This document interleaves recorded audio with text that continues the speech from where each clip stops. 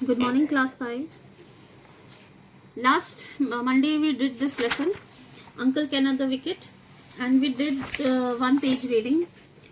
Now let us proceed. This is what had happened. मैंने आपको बताया था जो केन थे, Uncle Ken थे, वो when he reached the Lucknow station, he was welcomed by many people. Yes. वो ऐसा क्यों हुआ था? कुछ मिसअंडरस्टैंडिंग हो गई थी. मिसअंडरस्टैंडिंग क्या थी? We will read now. Bruce Hallam, the famous English cricketer, was touring India and had agreed to play in a charity match at Lucknow. एक famous cricketer थे इंग्लिश, यानी कि दूसरी कंट्री, इंग्लिश मीन्स हो गया England के कोई cricketer थे जिनका नाम था ब्रूस हैलम. उस टाइम पे वो इंडिया का टूर कर रहे थे और उन्होंने अग्री कर दिया था एक चैरिटी मैच के लिए खेलने के लिए जो लखनऊ में होना था. Okay, but the previous evening in Delhi, लेकिन पिछली शाम को क्या हुआ दिल्ली में, मिस्टर हैलम को क्या हुआ, उनको ना पेट में पेन होने लग गया, पेट उनका अपसेट हो गया.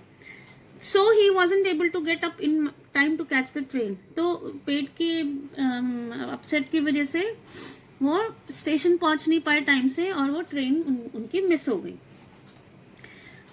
A telegram was sent to the organizers of the match in Lucknow. तो जो ऑर्गेनाइजर्स थे जो ऑर्गेनाइज कर रहे थे मैच लखनऊ में, उनको ना उन्होंने ब्रूस हैलम ने टेलीग्राम करा कि he will not come, but like many Telegram, लेकिन काफ़ी टेलीग्राम्स जो है it didn't reach its destination. वो टेलीग्राम उन लोगों को, लखनऊ के जो ऑर्गेनाइजर्स थे, उनको मिला ही नहीं. Cricket fans of Lucknow had arrived at the station in group to welcome the great cricketer. अब जब उनको मिला ही नहीं तो जो लखनऊ के ऑर्गेनाइजर्स थे वो तो वेट कर रहे थे, लेकिन वो आया ही नहीं मिस्टर हैलम. फिर क्या हुआ? And it was a strange coincidence that uncle Cann bore a startling resemblance to Bruce Hallam. अब ये एक इत्तेफाक आप मान लीजिए, जो अंकल कैन थे ना, उनकी जो शक्ल थी, रिजेम्बलेंस मीन्स सिमिलैरिटी, मतलब शक्ल मिलना, वो ब्रूस हैलम से मिलती थी, ऐसा इसमें बताया गया है. कैसे मिलती थी? इवन द बैल patch on the crown of his head, मतलब उनका वो गंजे थे, अंकल कैन भी गंजे थे, तो वो सोचे कि यही है Bruce Hallam. Hence the muddle, and of course Uncle Ken was happy to enter into the spirit of muddle. Confusion में होगी उनको, और अंकल कैन को तो बहुत खुश थे, वो तो सोचे कि उसी के लिए वेलकम के लिए आए हैं, लेकिन वो वेलकम के ब्रूस हैलम के लिए आए थे. अब आपको समझ आया कि स्टेशन पे इतना ग्रैंड वेलकम क्यों था अंकल कैन के लिए? वो था एक्चुअली ब्रूस हैलम के लिए. Having received from the Gomti Cricket Association a rousing reception and a magnificent breakfast at the stadium, he felt that it would be very unsporting on his part if he refused to play cricket for them. If I can hit a tennis ball, he mused, I ought to be able to hit a cricket ball, and luckily there was a blazer and a pair of white flannels in his suitcase.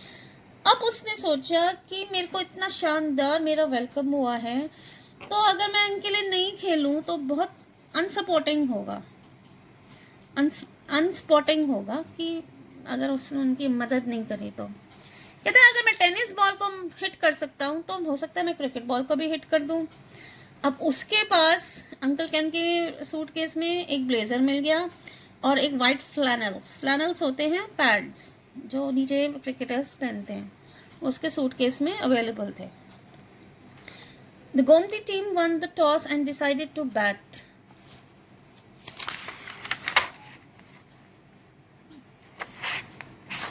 नहीं, flannels pad नहीं होते, flannels होते हैं pant. उसके पास pant थी और उनके पास एक कोट भी था. ठीक है, तो Gomti team won the toss and decided to bat. Uncle Cann was expected to go it in number 3. अब गोमती टीम ने टॉस जीता और उन्होंने डिसाइड करा कि वो बैटिंग करेंगे. अंकल कैन की कौन सी टर्न थी? नंबर 3 पे. ब्रूस हैलम्स नॉर्मल पोजीशन, जो ब्रूस हैलम था वो 3rd नंबर पे आता था. अब थे तो वो अंकल केन, लेकिन वहाँ जो रजिस्टर हुआ था ब्रूस हैलम के नेम से हुआ था, तो ब्रूस हैलम जो था वो नंबर 3 पे खेलता था, तो उसकी जो पोजीशन थी नंबर 3 के लिए ही रही. He soon found himself walking to the cricket, wondering why on earth no one had as yet invented a more comfortable pair of pants. फिर उसने देखा कि उसकी टर्न आ गई है बैटिंग की, और उसको जो पैड जो पहन रखे थे वो सोचे कि इससे अच्छे कंफर्टेबल पैड्स क्यों नहीं किसी ने इन्वेंट करे, क्योंकि उसको तो आदत ही नहीं थी पैड्स पहनने की पैरों में. The first ball he received was a short pitch and he was able to deal with it tennis fashion, sending to the mid-wicket boundary. First ball पे उसने चौका मार दिया एंड द क्राउड चीयर्ड मतलब जो वहाँ पे लोग देखने आए हुए थे मैच वो बहुत खुश हो गए. नेक्स्ट बॉल पे hit uncle Cann on the pad. फिर अंकल कैन को नेक्स्ट बॉल जो थी वो उसके पैड पे हिट हुई. He was right in front of his wicket and should have been given out leg before wicket. अब उसके पैड पे लग गई तो ये था कि उसको आउट दे देंगे, but the umpire hesitated to raise his finger. वो जो अंपायर था उसने नॉट आउट दे दिया. क्यों? After all 100 of people had paid good money to see Bruce Hallam play and it would have been a shame to disappoint them. वो इसलिए उन्होंने नॉट आउट दे दिया, अंपायर ने गलत डिसीजन इसलिए दे दिया क्योंकि वो ये चाहता था कि लोगों ने इतने पैसे दिए हैं ब्रूस हैलम को खेलते हुए, तो अगर उसने आउट दे दिया तो वो जल्दी पवेलियन चला जाएगा तो और लोग जो है वो डिसअपॉइंट हो जाएंगे. Now not out said the umpire, तो नॉट आउट दे दिया उसको. The third ball took the edge of the uncle's Cann bat and went through the slips. Lovely shot exclaimed the elderly man in the pavilion. उसने दोबारा बहुत अच्छा shot लगाया तो पेविलियन में एक बुढ़ा आदमी था, वो बोला बहुत अच्छी शॉट है. अ क्लासिक शॉट, दूसरे ने बोला ये क्लासिक शॉट है. The ball reach the boundary and uncle Cann had another 4 runs to his name. उसने दोबारा चौका मार दिया. Then it was over and other batsman had to face the bowling. अब क्या हुआ? अब उसकी जो उसने चौका मारा उसके बाद ओवर हो गया. अब दूसरे बैट्समैन को फेस करनी थी बॉलिंग. आपको पता ही है ना, 2 मिलके खेलते हैं प्लेयर्स. उसने he took a run off the first ball and call for a second. उसने पहले बॉल पे तो रन ले लिया और सेकंड रन लेने के लिए अंकल कैन को बोला. Uncle can thought 1 run was more than enough. Uncle can ने सोचा कि भाई 1 रन तो बहुत है, दूसरा के लिए तो जरूरत ही है. Why go up running and down the wicket like a madman. वो बोला कि पागलों की तरह किस लिए भागना, पागल आदमी की तरह दूसरे रन के लिए क्यों फिर से भागना.